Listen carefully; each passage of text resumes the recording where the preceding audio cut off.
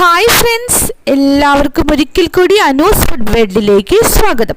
അപ്പോൾ നമുക്കിന്ന് പരിപ്പും ഇരുമ്പും പുളിയും വെച്ചിട്ട് നമ്മളുടെ തൃശ്ശൂർക്കാരുടെ അടിപൊളി ടേസ്റ്റോട് കൂടിയുള്ള ഒരു ഒഴിച്ചുകറി തയ്യാറാക്കിയെടുക്കുന്നത് എങ്ങനെയാണെന്ന് നോക്കാം.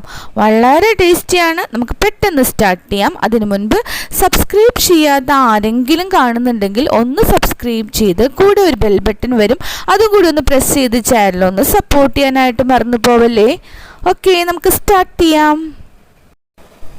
അപ്പം നമുക്കതിൻ്റെ ഇൻഗ്രീഡിയൻസ് നോക്കാം. ഞാനിവിടെ ഒരു 1/4 കപ്പോളം പരിപ്പ് എടുത്തിട്ടുണ്ട്. നന്നായിട്ട് കഴുകി എടുത്തിരിക്കുന്നതാണ്.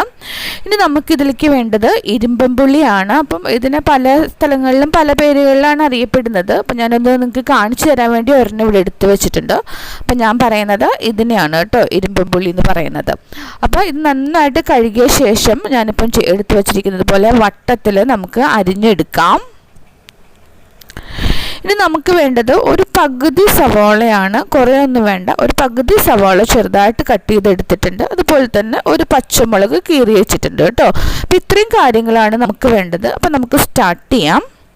അപ്പോൾ ആദ്യം തന്നെ നമ്മുടെ പരിപ്പ് നന്നായിട്ട് കഴുകി എടുത്തിട്ടുള്ളതാണ്. അതിലേക്ക് വട്ടത്തിലരിഞ്ഞ് വെച്ചിരിക്കുന്ന ഇരുമ്പുളി ചേർത്ത് കൊടുക്കുകയാണ്. അതുപോലെ തന്നെ ഒരു സവാളയും ഒരു പച്ചമുളക് അരിഞ്ഞത് ചേർത്ത് കൊടുക്കുന്നുണ്ട്. സവാള ഒരു ചെറിയ കഷ്ണം എടുത്തിട്ടുള്ളൂ കേട്ടോ. ഇനി ഞാനിത് കുക്കറിലാണ് ചെയ്യുന്നത്. നിങ്ങൾക്ക് കാണിക്കാനുള്ളൊരു എളുപ്പത്തിനാണ് വേറെ ബൗളിലിട്ട് കാണിച്ചത് കേട്ടോ. അപ്പോൾ ഞാനിത് കുക്കറിലേക്ക് ഇട്ട് കൊടുക്കുകയാണ്. നമുക്കിതിലേക്ക് ഒരു നുള്ള് മഞ്ഞൾപ്പൊടി, ജസ്റ്റ് ഒരു കളർ കിട്ടാൻ വേണ്ടി ഒരു നുള്ള് മഞ്ഞൾപ്പൊടി ചേർത്ത് കൊടുക്കുന്നുണ്ട്. അതുപോലെ തന്നെ ആവശ്യത്തിന് ഉപ്പും കൂടി ചേർത്ത് കൊടുക്കാം. അപ്പോൾ ഉപ്പൊക്കെ കുറച്ച് വേണ്ടി വരും, നമ്മൾ പുളി ഇടുന്നത് കൊണ്ട്. അപ്പോൾ അത് നോക്കി ചേർക്കാം, കൂടി പോവാതിരിക്കട്ടെ കേട്ടോ. അപ്പോൾ കൂടി പോവരുത്. അപ്പം നമുക്കിതിലേക്ക് കുറച്ച് വെള്ളം ചേർത്ത് കൊടുക്കണം. വെള്ളം ഒന്നും കൂടി പോവരുത്. ആ പരിപ്പിൻ്റെ ഒപ്പം നിൽക്കുന്ന രീതിയിൽ വെള്ളം ചേർത്ത് കൊടുത്താൽ മതി. നന്നായിട്ടൊന്ന് ഇളക്കി കൊടുക്കുക. അതിനുശേഷം നമ്മൾ കുക്കർ അടച്ച് ഗ്യാസ് ഓൺ ചെയ്ത് വെച്ചിരിക്കുകയാണ്. ഇത് ഹൈ ഫ്ലെയിമിൽ ഒരു വിസിൽ വന്നാൽ മതി കേട്ടോ. കുറേ സമയമൊന്നും വേണ്ട. പരിപ്പ് ജസ്റ്റ് ഒന്ന് വെന്ത് കിട്ടിയാൽ മതിയല്ലോ. അപ്പോൾ ഉടഞ്ഞു പോയാൽ അതൊരു കാണാൻ തന്നെ ഒരു ഭംഗി ഉണ്ടാവില്ല പരിപ്പ്. അപ്പം പരിപ്പ് ഉടയാതിരിക്കണം. അതിന് ഹൈ ഫ്ലെയിമിൽ ഒരു വിസിൽ വന്ന ശേഷം നമുക്ക് തീ ഓഫാക്കി അപ്പോൾ തന്നെ തുറന്നെടുക്കുക കേട്ടോ. എയർ പോവാൻ നിൽക്കുകയൊന്നും വേണ്ട. അപ്പം അതവിടെ ആയിക്കോട്ടെ. ആ സമയം കൊണ്ട് നമുക്ക് നാളികേരത്തിൻ്റെ ഒരു കൂട്ട് തയ്യാറാക്കി എടുക്കണം, ഒരു അരപ്പ്. അതിന് വേണ്ടിയിട്ട് ഒരു ചെറിയ നാളികേരത്തിൻ്റെ പകുതിയാണ് ഞാൻ എടുത്തിരിക്കുന്നത്. ഇതിലേക്ക് 1 ടീസ്പൂൺ മുളക് പൊടി ചേർത്ത് കൊടുക്കാം. അതുപോലെ തന്നെ ഒരു 1/4 ടീസ്പൂൺ മഞ്ഞൾപ്പൊടിയും കൂടി ചേർത്ത് കൊടുക്കുന്നുണ്ട്. ഇതിലേക്ക് നമുക്ക് ചേർത്ത് കൊടുക്കേണ്ടത് നല്ല ജീരകമാണ്. അത് കുറച്ച് ചേർത്ത് കൊടുക്കാം. 1/4 ടീസ്പൂൺ വേണ്ട, അതിനേക്കാളും കുറച്ച് മതി കേട്ടോ. ഫ്ലേവർ താല്പര്യമുള്ളവർക്ക് കുറച്ചും കൂടി ഇട്ട് കൊടുക്കാം.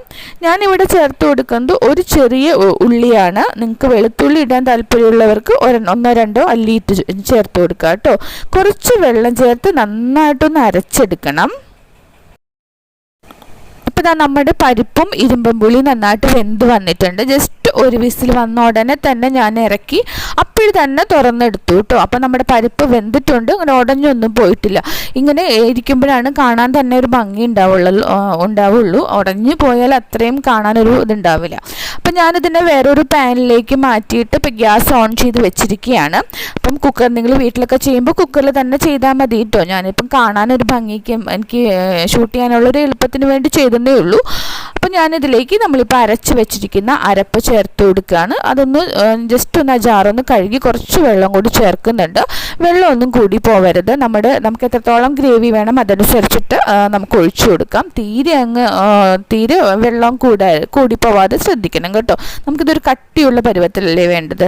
പിന്നെ നമുക്കിതിന് നന്നായിട്ടൊന്ന് ഇളക്കി കൊടുക്കുക. ഈ സമയത്ത് നിങ്ങൾക്ക് ജസ്റ്റ് ഒന്ന് തിളച്ച് വരുന്ന ആ സമയത്ത് ഉപ്പൊക്കെ നോക്കുക, കുറവുണ്ടെങ്കിൽ ചേർത്ത് കൊടുക്കണം.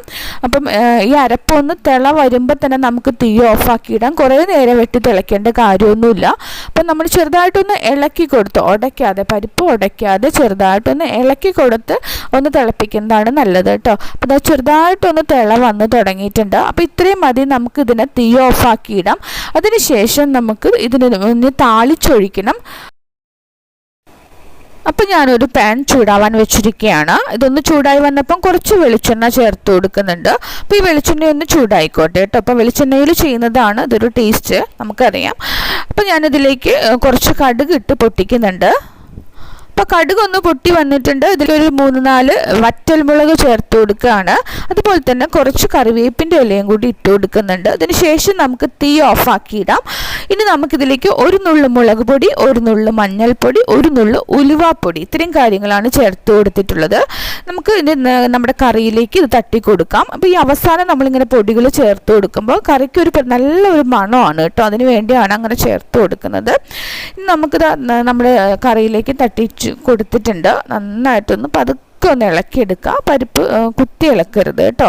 കണ്ടല്ലോ, വളരെ ടേസ്റ്റിയാണ്. നമുക്ക് വേറെ കറികളൊന്നും തന്നെ വേണ്ട ചോറ് കഴിക്കാനായിട്ട്. അപ്പോൾ ഇതാ പരിപ്പ് ഇവിടെ ഉടഞ്ഞു പോകുക ഒന്നും തന്നെ ചെയ്തിട്ടില്ല കേട്ടോ. അപ്പോൾ ഇതാ എല്ലാവരും തയ്യാറാക്കി നോക്കുക. ഇഷ്ടപ്പെട്ടാൽ ഒന്ന് ലൈക്ക് ചെയ്യാൻ മറക്കരുത്. നിങ്ങളുടെ അഭിപ്രായങ്ങളും എന്തെങ്കിലും നിർദ്ദേശങ്ങളൊക്കെ ഉണ്ടെങ്കിൽ ആ കമൻറ്റ് ബോക്സിലൂടെ അറിയിക്കണം കേട്ടോ.